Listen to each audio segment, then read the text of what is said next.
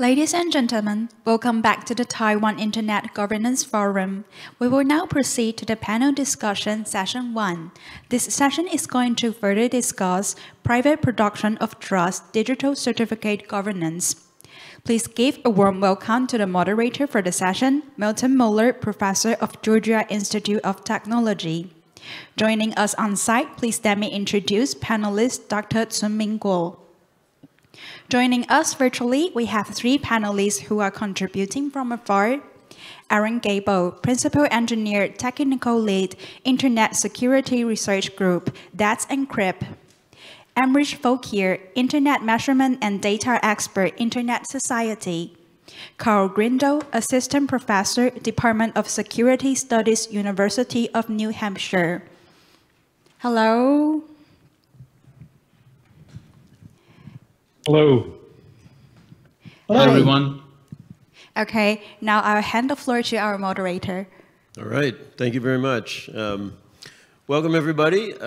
This session is about a critical infrastructure that you've probably never heard about. It's called the Web PKI, and we're talking about a form of internet governance that a lot of people don't know about, but it's incredibly important, and it's something that has been, it is critical to the security and confidentiality of communications on the internet. So I will do a brief introduction of the topic, and then I'm going to introduce the panelists as they come into the discussion. And what we're going to do is, after my introduction, we're going to ask each of these distinguished participants what they're doing about the Web PKI or what they're doing in Web PKI, and then we're going to open it up for discussion from the floor. So what is the Web PKI and why is it important?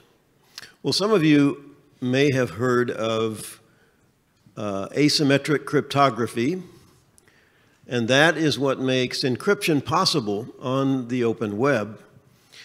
And an interesting feature of this asymmetric key cryptography is that you split the public key into 2 parts, a private key and a public key, and that makes it possible, well, let's say that makes it unnecessary to be sending your decoding key over the public internet. And since the public internet is insecure and could be spied upon by anybody, it's very important to not have to send the key over the internet before you can do encryption. So by splitting the key, we made it possible to have mass public encryption feasible on the internet. But this kind of created its own set of problems. And that is, how do you know who is the proper owner of that public key? So anybody could be out there and impersonate the owner of a public key and claim to be the owner of a private key. So in order to do encryption on the internet, you have to authenticate the owner of the public key. You have to have some mechanism for deciding if somebody who claims to be the owner of a private key is really matched up with that public key. And how does that happen? Well, it's supposed to take place through the issuance of digital certificates. Certificate authorities or certification authorities issue certificates to website operators or other entities that need authentication upon request.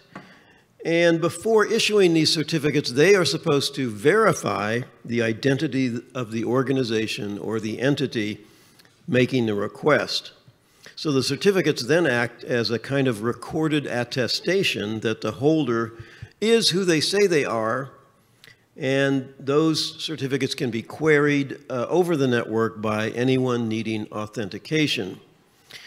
Now, that all sounds very nice and good, but the problem is that in addition to people lying about being the owner of a public key, they can also, certificates can lie too, or certification authorities can lie too. So we need to have some mechanism of deciding which certificates can be trusted. And this sets in motion an elaborate mechanism of trust on the internet that has been worked out almost entirely by private actors through the interactions of browsers, the browser software vendors, and the certification authorities, as well as the subscribers to certificates and to some extent by the users. So let me begin by turning to Karl Grindal, who was one of the researchers on this project studying Web PKI as a governance system. Karl is at the University of New Hampshire. He is working in security studies there, and he's a cybersecurity expert. And along with me, we received a grant from the Internet Society Foundation to study Web PKI. So Karl, tell us about the research that you've done for the ISOC Foundation. What do you think were the main findings, and what was the significance of these findings? Thank you, Dr. Mueller. So I'm going to share my screen now so that I can show just a couple figures that will help talk about some of our findings. Can you see the screen? No, as a matter of fact, we cannot. Oh, all right. Are you using Zoom? Now? Are they able to display the? Now you should be able to. There we go. We got it. Okay. So as you mentioned, there is this elaborate mechanism of identifying trust in the certificate authority ecosystem. And one of the institutions that's been created is called the Certificate Authority Browser Forum. This was a subject of a portion of our research as a governance body that is unique for a few reasons. One is the interesting feature of being an unincorporated industry coordination body. It's not a nonprofit, it's not a government organization, it's a free association of participants. And those participants are stakeholders from either the certificate authority industry or certificate consumers, categorized as browsers. The CAB Forum produces a standard called the Baseline Requirements that helps to regulate this, the issuance of certificates by determining a standard that certificate authorities can comply with. And this baseline standard is then enforced through browsers. Those in the audience might be familiar with browsers showing a lock or some other visual cue that the website that they're accessing is secure. That secure status is based on the issuance of a certificate. One of the interesting findings that we had looking at the Certificate Authority Browser Forum was exploring its membership. The CA Browser Forum is predominantly represented by North American, European, and East Asian corporations, and has little representation from the global South. Particularly in the browser market, many of the largest browsers, Google, Mozilla, Apple, Microsoft, are all American corporations. And so their root stores centralize a lot of decision-making in the United States. Another interesting element of our research was exploring the market concentration of certificate authorities. We have Aaron Gable here from Let's Encrypt. Let's Encrypt is a nonprofit corporation that issues, Let's Encrypt is a certificate authority that's part of a nonprofit corporation. they have the benefit of being able to provide free certificates. When we sampled 1 million random URLs to identify the certificate authorities that were supporting those websites, we found in our sample over 60% had Let's Encrypt certificates. This shows that, and Aaron will expound further, on the unique role that Let's Encrypt has in the market concentration of the certificate authority ecosystem. Our research also explored areas of measures of efficacy for this ecosystem. One in particular is just the expansion of web encryption. In over a decade, it's been remarkable. The number of encrypted, or the percentage of encrypted traffic monitored from Google has nearly doubled, going from 48% of web traffic to 95% of web traffic. This is a clear demonstration that the certificate authorities have been able to permeate the internet and provide encryption for many more sites. We also looked at another measure of efficacy, which is how contentious was governance in this space. To that end, we looked at certificate authorities in browsers and what the relationship looked like in the CAB forum. Were they agreeing with each other on policy or disagreeing? We'll potentially get into this further, but a lot of decisions are developed through debate and discussion before they come to a vote. And so we find an incredible degree of consensus in the CAB forum. When browsers support a ballot initiative, so do certificate authorities.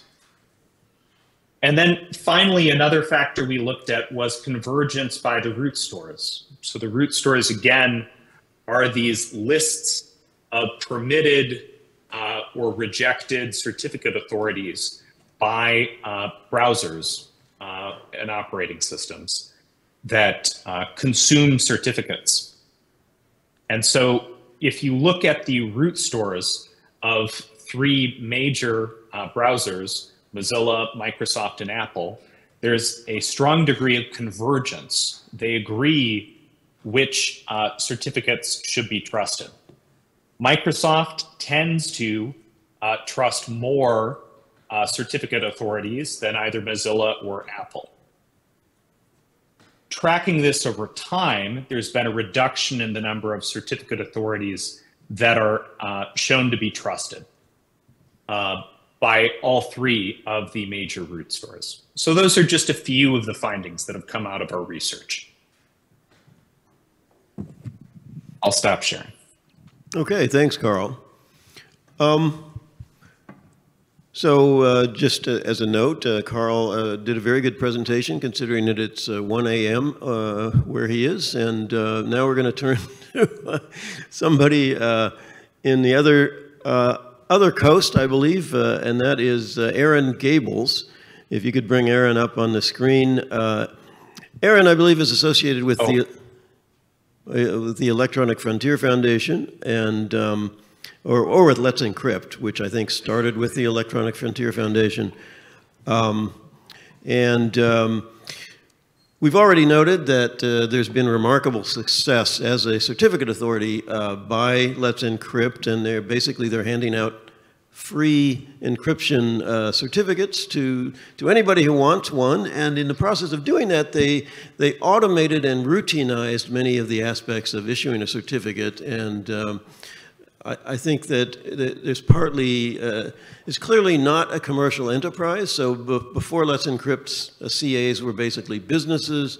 And I think the people who started Let's Encrypt were interested in promoting security and encryption on the web, and so they created, they wanted to make it as easy as possible, both operationally and in terms of cost, so they created a free certificate authority. So Aaron, tell us about the success of Let's Encrypt in promoting online encryption, and what are the implications of having this, market dominance by a single free provider in terms of digital certificate issuance? Yeah, thank you very much for the introduction. I will start by saying that although I am the technical lead of Let's Encrypt, I have not been with Let's Encrypt for its entire lifespan. Let's Encrypt was started around 2015, and things really kicked off in 2016, I believe, and I joined in 2020. So some of what I'll be talking about today is stuff that predates me, but you're absolutely right. Let's Encrypt was founded specifically to provide free certificates so that people who couldn't afford to pay hundreds of dollars for a certificate, which is what many certificates cost in 2015, could protect their own websites and protect visitors to their websites. Because the fundamental thing about certificates and encryption on the web is that the point is to protect the users. The point is to protect the people visiting those websites in their browsers, protect their privacy so that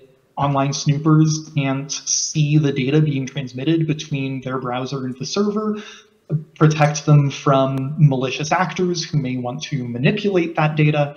And so Let's Encrypt's whole goal is to protect the entire internet. This is about security and privacy. And in 2015, as those numbers showed, in 2013, something like 45% of traffic on the internet was protected by encryption. That's not good enough. So the goal was to get that number to 100%. And today, as your numbers showed, Karl, we're closer to 95, something like that. There's a long tail. These problems are hard. But we still consider that, a success, or as close to a success as you can get in the real world. I think Let's Encrypt owes a lot of its success to some of the decisions that we made very early on. And two of those decisions, I'll say three decisions. The three most important decisions were, one, make the certificates free. If you're trying to get certificates to as many people as possible, charging 1 cent suddenly requires a credit card number. 1 cent is too high. It has to be truly free in order to be completely frictionless and easy for anyone, anywhere, anytime. The second decision was short certificate lifetimes. This sounds kind of counterintuitive, but it'll make sense in just a moment. Let's Encrypt issues certificates that are valid for only 90 days. And if you like to have a little bit of margin for error, that means that you should be getting a new certificate probably every 60 to 75 days. So you have to constantly be renewing. This makes the fact that they're free very important. You don't want to be paying $100 every 3 months.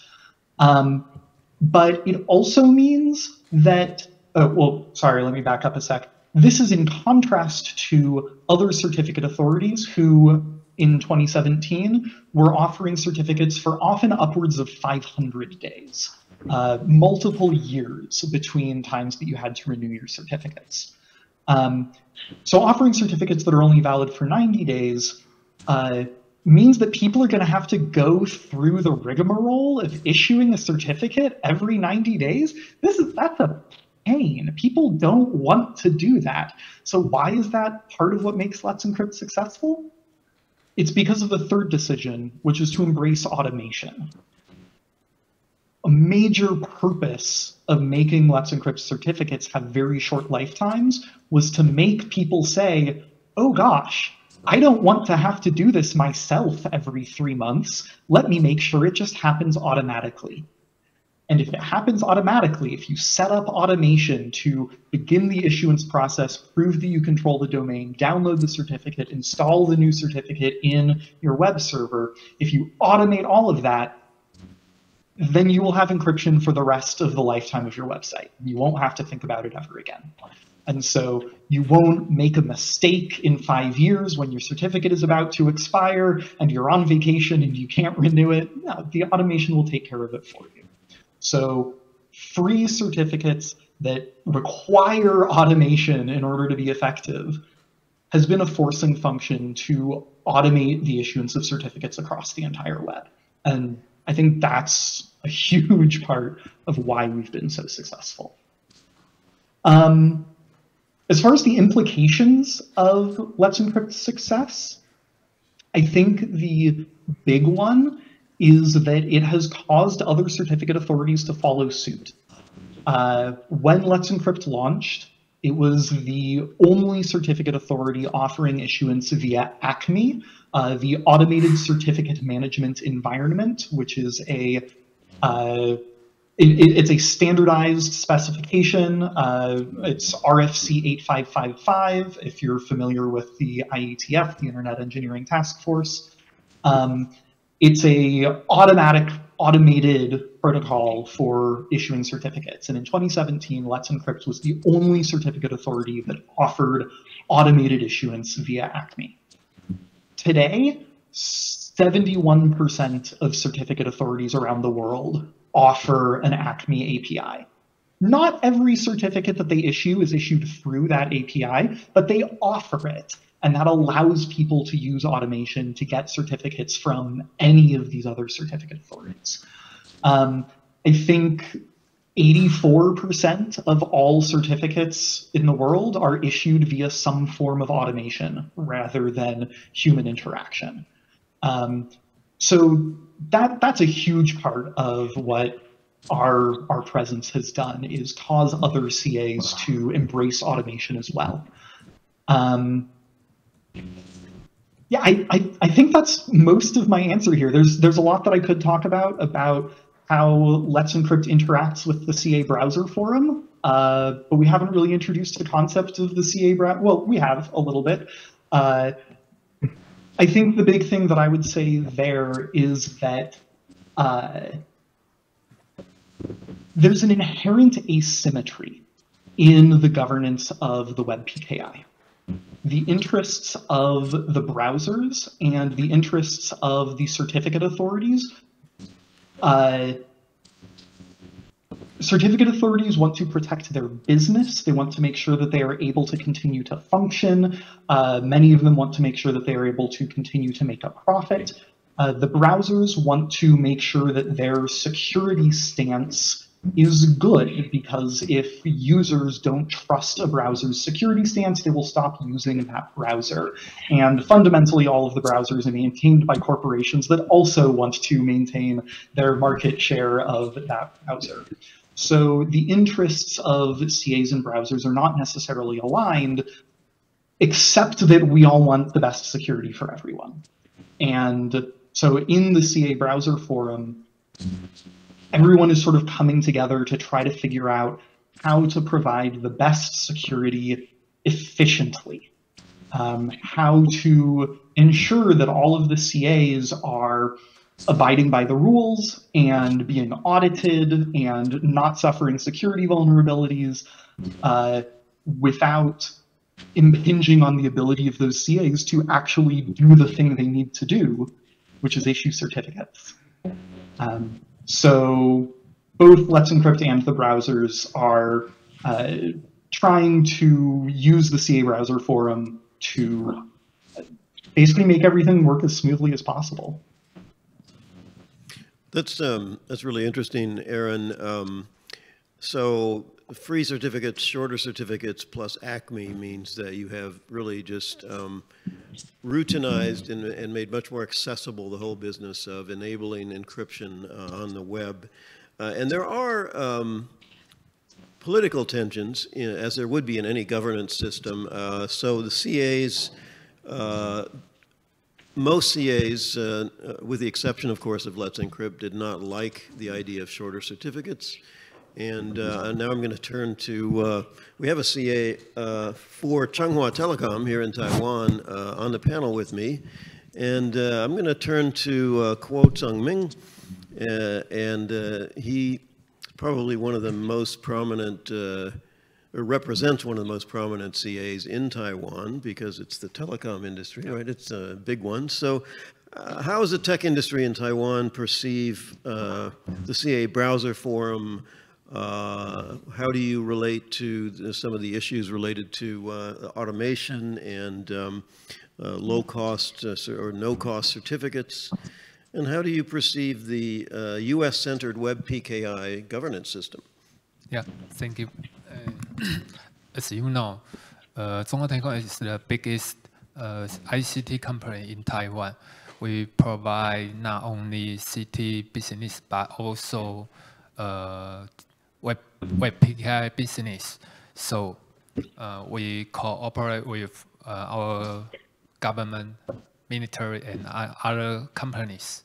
We create a web PKI ecosystem in Taiwan for a long time. As a member of CB Forum, we join the discussion and the board with other CAs and browsers, including the certificate profile or other cybersecurity issues. So, as you know, we must follow, as a member, we must follow the baseline requirement. As Karl said, that's a guideline we must follow, or we must provide, we must prevent the misuse of other certificate. If the incident happens, we must provide the incident report as soon as possible to the browsers, or we will not be trusted in the loop certificate. Yeah.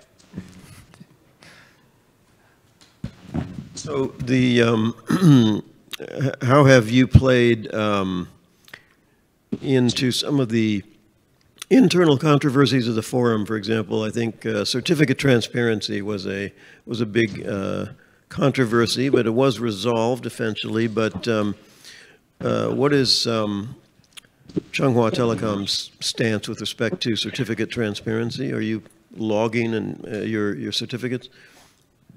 Yeah.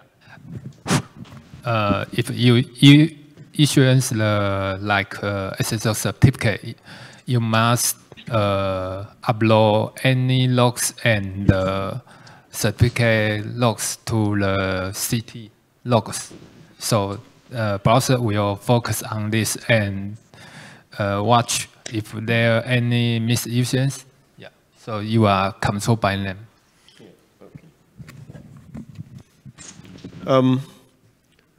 This is maybe a mean question, but hopefully it doesn't apply to you. But in some state-directed CAs have used their position as a CA to actually facilitate spying, because if it's, like I say, a CA can lie. Do you know of that happening in the region? Yeah, CA don't trust, browsers don't trust CAs. They always say we must lie to them always. Yeah. So they just push us, like the certificate life cycles, they reduce it and ask our customer to reduce to apply the certificate for a short time, not too long. Yeah. Do you make much money doing this? Yeah, we must pay more money and people power. No, but I mean, does the CA function, does it generate money for Changhua Telecom, or is it a loss thing? Yeah, as you know, like Let's Encrypt, they depend auto usage systems. Yeah. So we are focused on this, and other main use is about post-quantum certificate. Yeah. This is the future of Web PKI. All right, so now I'm going to go to Amrish. Amrish Phokeer is with the Internet Society in Africa, and again, we want to broaden our perspective of the Web PKI. It is a global infrastructure, and that's kind of what makes it very interesting from a political standpoint or a governance standpoint. So how does the whole Web PKI system and its governance look from an African perspective, Amrish? Thank you, Dr. Miller. Thank you for the kind invitation to this panel today. So this is indeed an important topic, important for the Internet Society, because at the Internet Society, we do track what's happening on the encryption scene.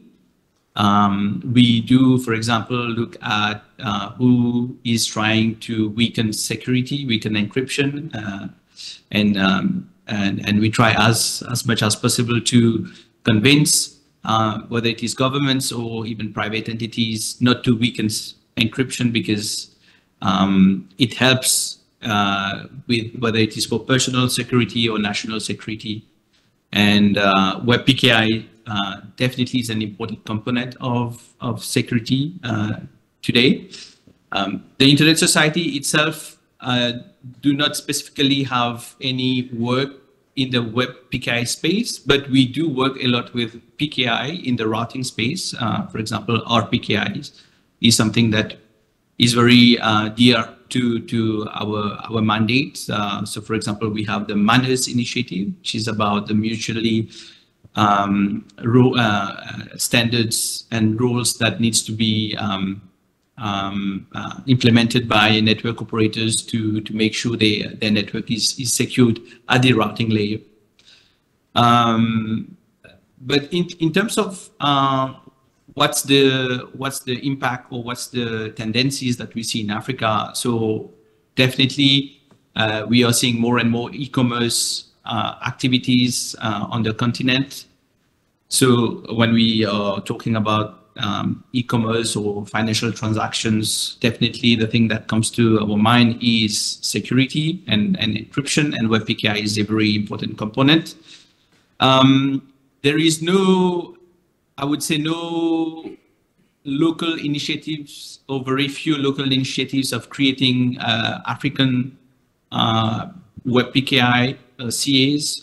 So we do rely on the available ones and on the foreign CAs. So, but this brings additional question about cross-jurisdictional implications of how to deal with issues when, let's say, a CA goes rogue or is hijacked or has a vulnerability. So there are legislations or regulations that needs to be put in place by African regulators to make sure that the consumers are secured and also have the proper ecosystem for e-commerce to thrive in the next coming decade, I would say. So did you say that there were no local CAs in Africa, that you're relying on Let's Encrypt or others? Definitely. There are a few examples where the local governments or some countries decided to create their own CAs, but that's usually for government to government encryption purposes. But it hasn't been widely used or even accepted by major browsers. So it's very local. It's very local. So now a broader question for any and all of the panelists. We've been having quite a bit of discussion here about digital sovereignty and the attempts by nation states to assert more control over the governance of cyberspace or even the entire digital ecosystem. And one of the marked features of this whole Web PKI system is it is really operated and initiated primarily by private actors, by the industry. And in our research, I think we call attention to the fact that, I think as Aaron said, the browsers really do have aligned interests with end users because they really do want to keep their communication secure. And in some cases, the governments have a different incentive. That is to say, they don't want there to be encryption, or they don't want there to be too much encryption because they do want to be able, either for law enforcement purposes or surveillance purposes, they want to be able to look at what their users are doing. And sometimes even, as Paul Vixie said in his keynote today, sometimes corporations or organizations or even parents want to be able to know what is being done on their local networks. So we have a global governance structure, the Web PKI, that seems to optimize for privacy, confidentiality, and encryption. But we have a lot of countervailing political forces that are challenging that. What do you all have to say about that? Maybe let's start with Karl, and then go to Aaron and Amrish and Tsung-Min. I think I'd say that internet infrastructure is layered, and the decision about where to add features for intentional surveillance, be it parents wanting to add restrictions to the websites that their child can access, those things can and should happen as close to the end user as possible and be as much a product of their choice as possible. And so when I think of the certificate ecosystem, I would agree that it prioritizes choice. People might also want the choice and have the choice to change their root stores. You can choose to trust various certificate authorities, even if Google or Mozilla tells you that they don't. Or you can choose to not trust certificates that they tell you to. And so that freedom falls to the end user. We just default to these root stores. And so I think that freedom and flexibility provides people from around the world to sort of choose their own personal level of trust, and which corporations they want to delegate their trust to. Okay, Aaron, go ahead. I think we have a long history of evidence that any form of encryption which can be backdoored via some mechanism or another, whether that is an actual flaw in the encryption algorithm itself or a legal mechanism like a government forcing their citizens or browsers distributed within their borders to install specific root certificates that they trust. Like any form of encryption which can be backdoored, A, is equivalent to no encryption at all, and B, will be abused at some point or another. We've seen this with parental control mechanisms intended for parents to be able to control what their children can see have been used in many instances for domestic abuse purposes, and that's terrible. The ability to control what root certificates are installed in browsers within a country's borders has allowed various nation governments to man in the middle 100% of internet traffic leaving their borders. And that was the whole thing that happened during my tenure here. Like, these are very real things that truly do happen. And I think there's no excuse. I think we as stewards of the Web PKI must do everything we can to prevent the best intentioned people from, like to be clear, I think people do have the best intentions when they say, I want to be able to spy on this traffic to prevent terrorism, or I want to be able to block that traffic to prevent, I don't know what. Like, people truly do have the best intentions, but they don't necessarily understand the technology, they don't necessarily understand the math, and they don't necessarily understand the ramifications of changing that technology. And I think as stewards of the internet, we have to do everything we can to push back against any actors who want to enable surveillance or muddy the privacy and security that the Web PKI currently provides. You mentioned an incident that happened on your watch. I think, what was that specifically? That was, I can only give partial details for a variety of reasons, but that was the public perception is that it was an attempt by the government of Turkey to man in the middle all traffic from Turkish citizens to Google domains. Okay. There was a similar incident involving Kazakhstan, but that was probably before your time, right?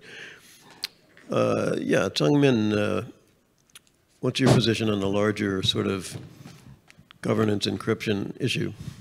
Yeah, as you know, BIOS always says consumer security is their first consideration. And they also say many CS audit report maybe are not really trust.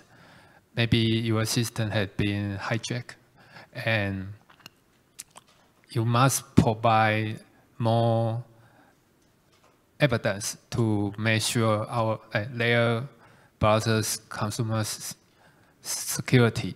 Yeah, and we also co-work with other CS and have the discussion about the certificate profile, and the browsers they have more power than CS. They may reject our border result. So as you can see, our baseline requirement always revised by browsers and present many versions in a year. That's because browsers always think about their consumer may force many dangers about Web PKI or other securities. So just to follow up on that a bit, do you find it is evident in the CA browser forum that the browsers have more power in some sense, although they are constrained a bit. They can't do whatever they want. But do you find this troublesome? Do you think maybe a different institutional design or governance mechanism would be better? Or is it probably a good thing that the browsers are able to keep the CAs in line? In Taiwan, government doesn't have power to control the browsers. Browsers, CAB Forum is an international group. We co-work with other CS and browsers around the world. So government cannot have the power over the forum, you know? Yeah. Okay. Amrish, what do you think about these broader encryption issues? Sure. I would like to jump back on what Aaron mentioned, and also in Kazakhstan, where basically the government wanted to intercept traffic, and to do that, they need to create their own certificate and get this installed in as many browsers as possible, and actually also force their citizens to accept those certificates and install them in their browsers. And unfortunately, some of the nations tried to follow their steps. I'm a little bit uncomfortable myself to say that my own government tried to have this implemented. Well, it was only there was only a consultation paper shared, but that was the basic idea. And of course, the whole rationale behind is it's to protect the population against fake news and those different things. But the fact it is that decrypting traffic is inherently bad for the internet, and people should be aware that it can have long-lasting ramifications if such regulations are allowed in some countries. I would add that maybe audit is something very important for the CAs. We do have a lot of CAs installed on browsers, and maybe to have some governance structure around the auditing of those CAs, and to see, first of all, we need to know the auditing process, how transparent it is, what are the processes put in place, and what is the trust level that we can have in these CAs. This would help end users to actually make a informed decision on whether or not I should trust a CA, first of all. Is it really possible? If I may expand. Go ahead. Sorry. Go ahead. Yeah, if I may expand on that a little bit. One of the elephant in the room for this discussion right now is the European Union's eIDAS 2.0 regulation that they hope to bring forward sometime in the next few months to a year. One of the things that the CA Browser Forum does is impose auditing regulations on CAs. And so all of the browsers that participate in the CA Browser Forum know the auditing regimes that the CAs are abiding by. They know the requirements of those audits. They know the requirements that the auditing organizations themselves must meet. Like, all of that is encoded in the baseline requirements.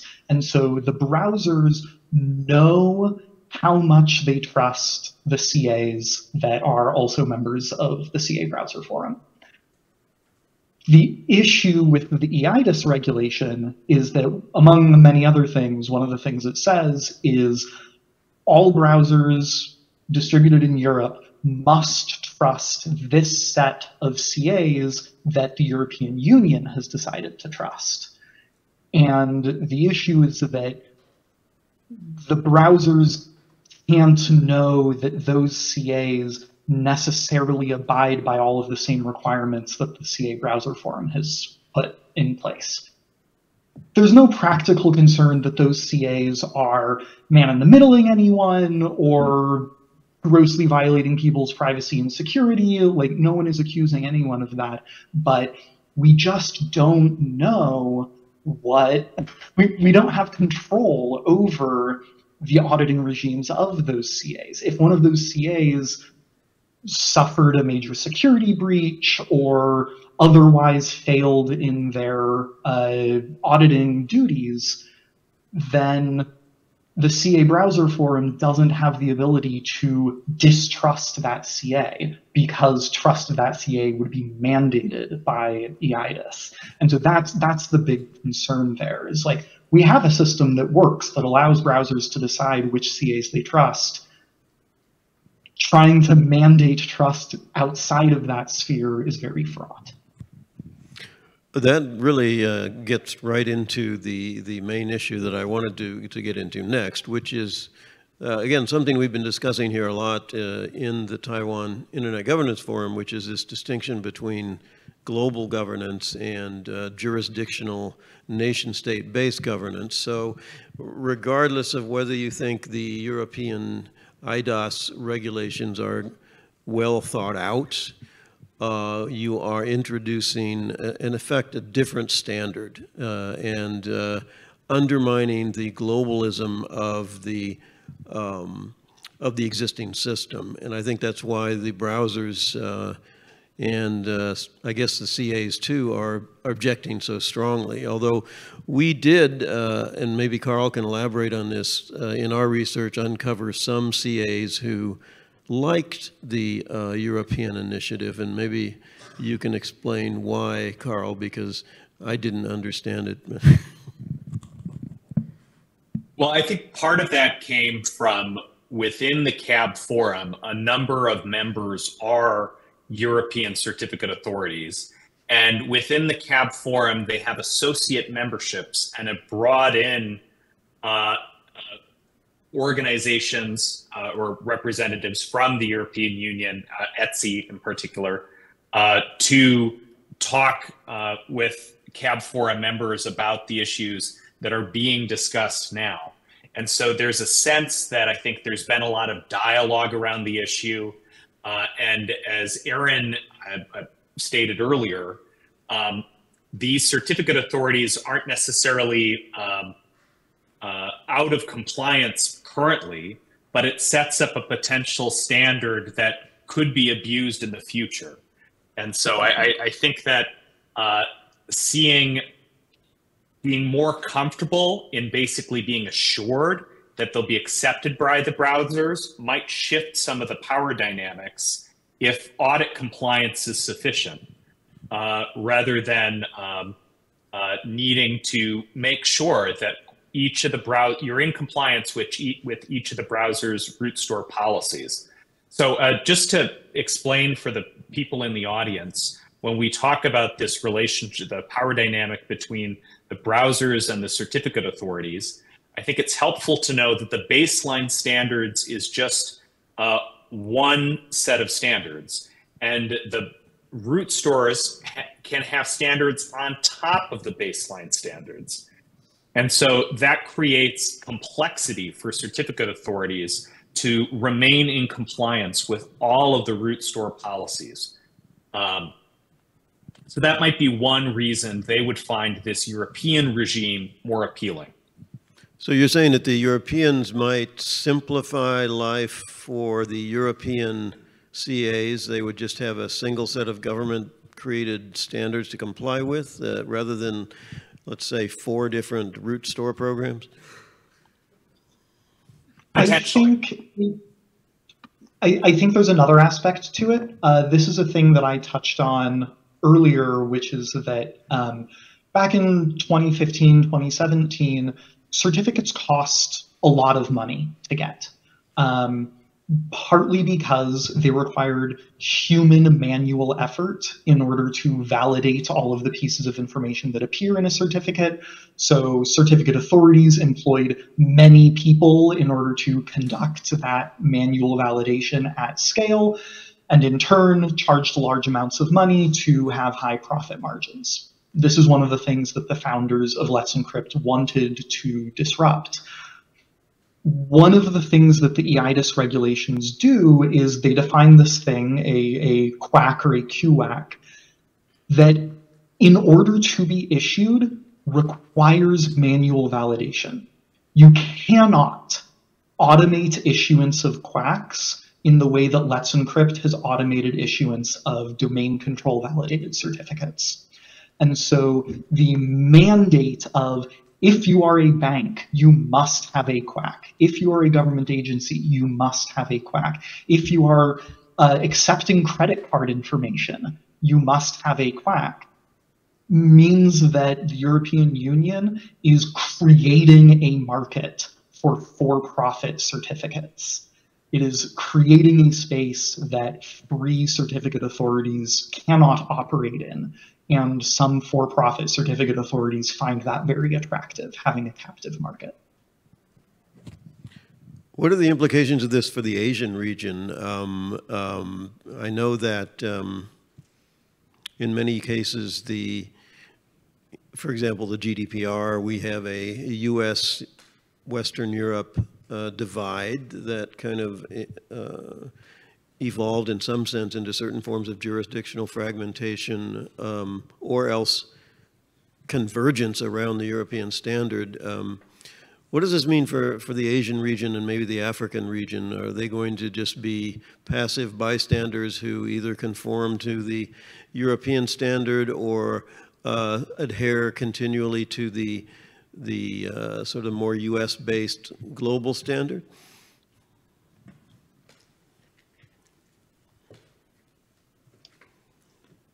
You can address that if you want. I mean, okay. it may be impossible to answer. In my opinion, each browser has their new program policies.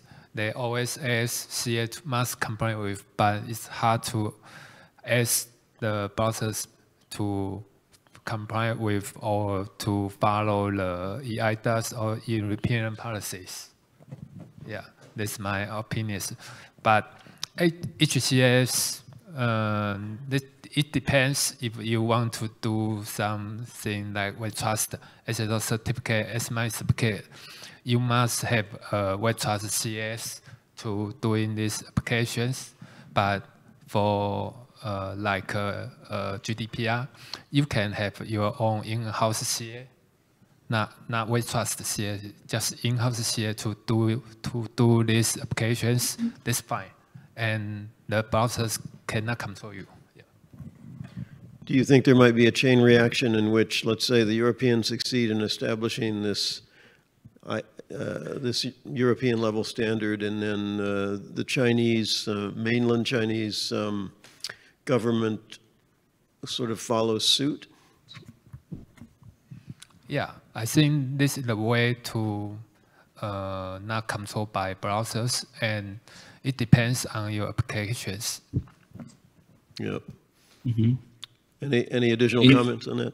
I think in Africa, there might be implications going forward. So if I take the example which happened with GDPR, so by the fact that Africa has a lot of transactions or economic exchange with Europe, a lot of countries had to go back and change their privacy laws and to implement GDPR basically. And for example, Mauritius was one of the first countries in Africa where GDPR was fully implemented in their data protection laws.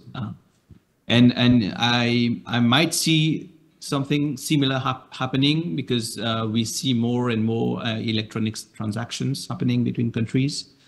And if the EU thinks it is important for other countries dealing with Europe to implement such regulation, then we might see changes on the African scene as well. All right, well, I'm going to now try to turn to the floor and see if there are any people. Again, this is sort of a highly technical issue, and people like to talk about things like disinformation and AI regulation, which they think they know about. But so are there any questions about Web PKI as a governance? Yes. Yeah, this is Guo, the chair of the TWIGF. I just like to make two comments. I was a board member of the Zhonghua Telco before. So I remember, Milton, you are asking, is Zhonghua Telco making the money from CA? I can tell you that, not much. Because of Zhonghua Telco, basically the major money is from the mobile and landline, and maybe the bandwidth. And CA, well, because Zhonghua Telco is a very interesting structure, you might know. Because in the early days, the Zhonghua Telco is a national carrier, just Dutch Telecom, French Telecom, or NTT-like. And since Taiwan is a privatized telco, Zhonghua Telecom is spread to be a private company. But the government still is a major shareholder. I think it's about roughly maybe 30%, something like that. And so in that case, the government wants to have somebody really do the CA. And to be honest, I'm not talking about the government control. I'm talking about is because the government, because of PKI and some of the EID stuff, they want somebody reliable to run the CA for Taiwan. For example, in Taiwan, one of the CA is very popular. Is if you are going to do the tax pay the tax, you can go on, online, and the CA is issued by Zhonghua Telco, and that means a lot of people need to, sign in as a member of the Zhonghua Telco CA. I don't know how many. Maybe he can answer you. I think it's roughly about 4 million, maybe 5 million. I don't know how many of them, but there is a kind of the service for the Zhonghua Telco CA did. And if you are asking how much, basically as I'm the board member, I knew that the government say Zhonghua Telco you cannot charge too much, so they have to press the price so the people can get a certificate from the Zhonghua Telco CA. So I don't think they are really making big money for that. The second comment I'd like to add that I think many of you, and including Milton, you know that, once upon a time, the VeriSign is a very major PKI company, right? And you should know, VeriSign is not making money, not making the big money from the PKI. Instead, they are making money from the domain name, right? So that's my comment. Yeah, we do remark on there's certain parallels between the domain name registration industry and the CA industry, in the sense that you're kind of making a registration of a unique entity, and then there is kind of a resolution process. But the domain name industry is much bigger than the CA industry. It's remarkable how tiny the revenue stream generated by commercial CAs is, and it's also, I don't know, it seems it's more complicated in some ways to be able to be a CA relative to just maintaining a domain name registration. But I see you're going to argue with that. Yeah, I'd like to comment about that one, I think online there is a PKI expert, as know more than I do. But as you know, the PKI usually in the early day is kind of business, as we know from the very beginning. The VeriSign is one of the leader in there, and the people who want the PKI is just try to certify who you are online instead of you are a dog, So, but the problem is these technologies are evolve, getting very popular and not difficult to implement. And it's much important is who you trust, right? The CA or the people issue the PKI, who you can trust. But the problem is, since this technology is getting very popular, and for example, like the DNSSEC, right? The ICANN domain name DNSSEC. That is a PKI in there, and did they charge you? No. So eventually, the PKI is not a big money anymore. But that doesn't mean we don't need a PKI. We still need a lot of PKI. We still need, the online certificate to prove who you are. But from market or business point of view, this market is not really making great money, but it's combined with something else. True, but maybe so are domain names, and I'm wondering whether we get to that. But I think that the key point here is that it is an infrastructure. It is a public shared capability that we rely on, and the security component of it is the authentication, as we presented in the research, is a public good. And the interesting thing is that this public good is being privately produced, and we actually can't trust governments who are normally associated with the production of public goods. Milton, you are asking a very difficult question, no? The trust is really difficult which group you are talking about, right? It's not only the government, but there is 193 countries in the UN member state. How many those of the state you really trust? Exactly. That's my point. Is that so that's the problem? Yeah, but that doesn't mean. Well, I mean, the PKI is still very important and very critical as an infrastructure, in the internet world. all right? Well, thank you to our panelists, our remote panelists. It's too bad you couldn't be here in Taiwan to see the wonderful typhoon that's blowing over today. And we are all high and dry here, but I don't know what's going to happen when we go outside.